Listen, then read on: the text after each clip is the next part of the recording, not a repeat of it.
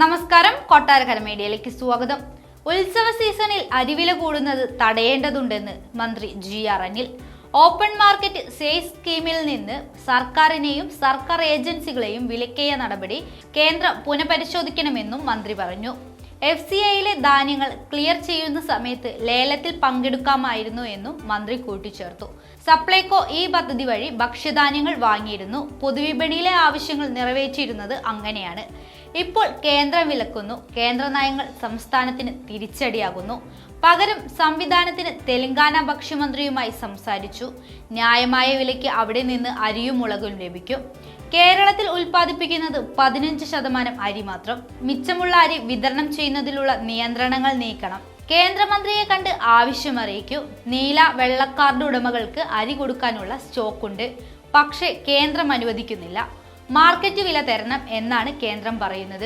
ഉത്സവ സീസണുകളിലെ മാസങ്ങളിൽ കൂടുതൽ അരി വിതരണം ചെയ്യേണ്ടി വരും. FCI വഴി ലഭിക്കുന്ന അരി ഓരോ മാസവും തുല്യമായി വിതരണം ചെയ്യണം എന്നതാണ് കേന്ദ്ര നിയമം. മാസം തോറുമുള്ള സീലിംഗ് ഒഴിവാക്കണമെന്ന് കേന്ദ്രത്തോട് ആവശ്യപ്പെടും. ഫെബ്രുവരി 6 കേന്ദ്ര ഭക്ഷ്യമന്ത്രിയെ കാണുമെന്ന് മന്ത്രി GR അനിൽ പറഞ്ഞു.